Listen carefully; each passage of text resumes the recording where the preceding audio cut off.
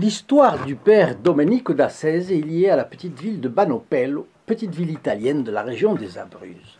Mais il faut commencer par savoir ce qu'est la grande nacre, en zoologie Pinna nobilis, un grand mollusque bivalve de Méditerranée qui peut atteindre plus d'1 mètre de haut et porte de la nacre, d'où son nom.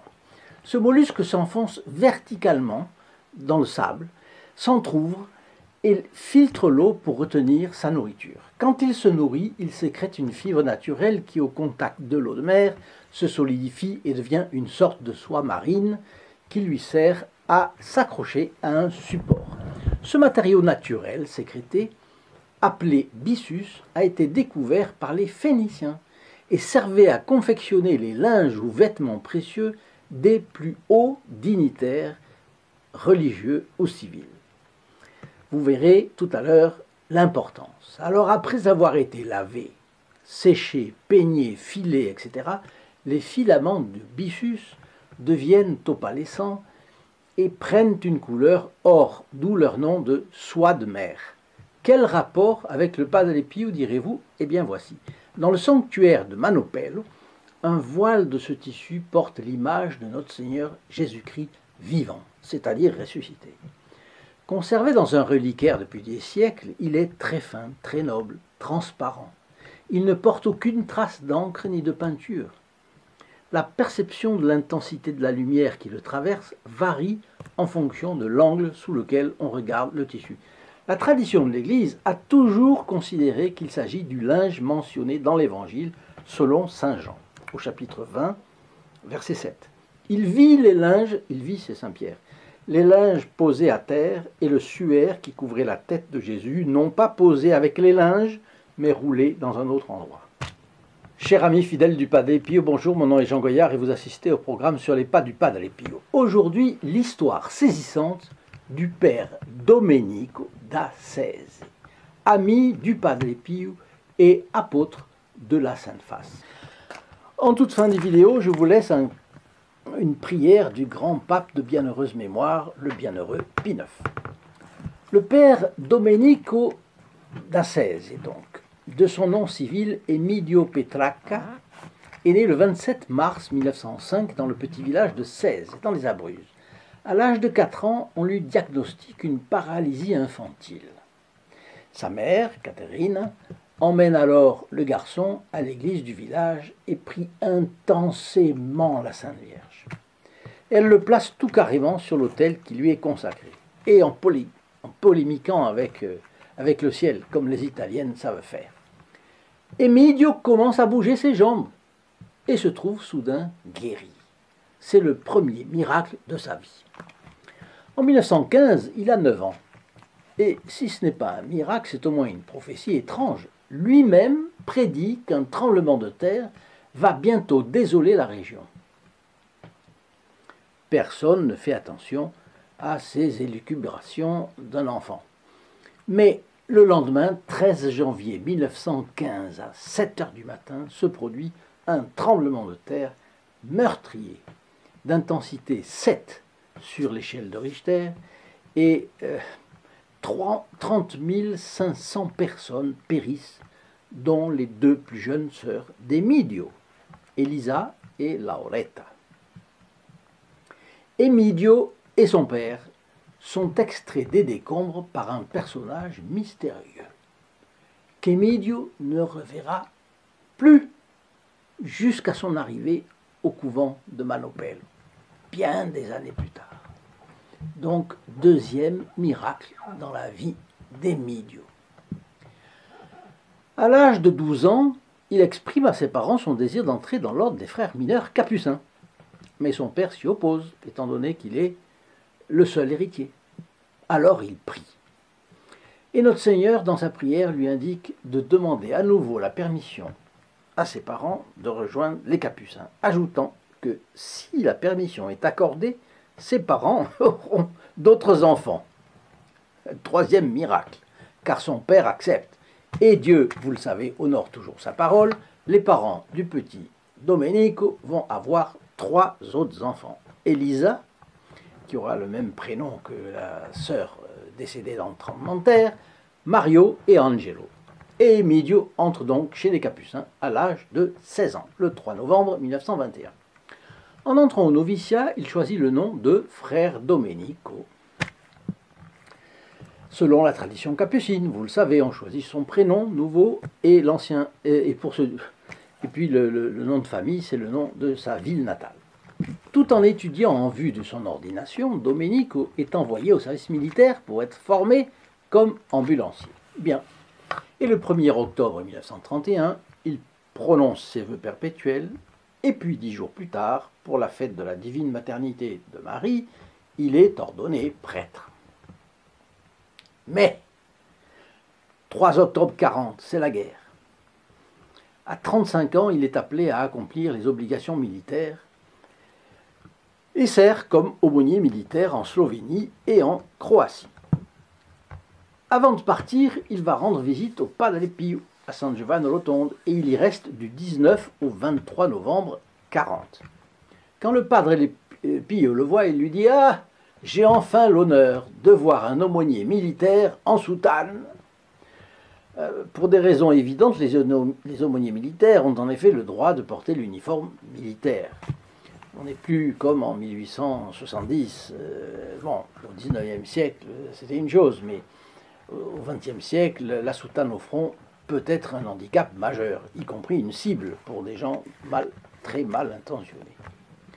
Mais on voit combien le Padre Pio a voulu manifester son compliment à l'aumônier militaire pour porter la tenue ecclésiastique. Alors le père Domenico était lui aussi stigmatisé, bien que ces stigmates fussent cachés. Et voilà un 4e miracle dans la vie du père Domenico d'Assèse. En octobre 41, alors qu'il priait le rosaire, les plaies de son crucifix se sont mises à saigner, et à cette même occasion, il a commencé à souffrir de fortes fièvres, et il était stigmatisé lui aussi. Après, la renommée du père Domenico a incité les fidèles à affluer vers lui pour se confesser ou lui demander conseil, ce qui a suscité la jalousie de ses confrères. C'est un trait commun avec le Padre Pio, vous vous en rappelez. Bon. Et puis des miracles commencèrent à lui être attribués. Donc là, c'est plus des miracles dont il est l'objet, c'est des miracles donc, qui se produisent au moment où il prie pour les personnes.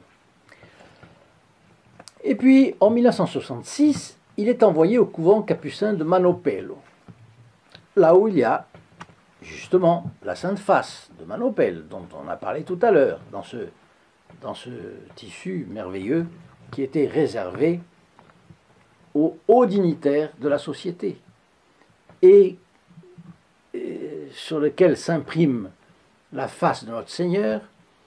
Et c'est donc les apôtres ont trouvé le moyen donc d'avoir ce tissu pour recouvrir la tête. Il y avait le sensuaire et puis il y avait la tête en plus qui a été recouverte depuis la crucifixion jusqu'au tombeau. Elle a été donc enlevée au tombeau. Bien. Quand le père Domenico d'Assèse est en présence de la Sainte Face, eh bien, qui est confié à la garde des frères capucins, eh bien, il reconnaît l'étranger qui lui a sauvé la vie dans son enfance, au milieu des décombres du tremblement de terre, en même temps que son père. Ils sont sortis des décombres, sauvés par notre Seigneur Jésus-Christ. Ah. Alors, depuis lors, et jusqu'à sa mort, le père Domenico d'Assèse, vous l'imaginez bien, s'est consacré à un énorme et fructueux apostolat de la dévotion à la Sainte Face de Manopello. Le 22 septembre 1968, alors qu'il s'apprêtait à ouvrir la porte de l'église du couvent, il tombe sur qui? Sur le Padre Pio, 22 septembre 1968. Le Padre Pio qui était venu là en bilocation pour vénérer la sainte relique juste avant d'aller au ciel.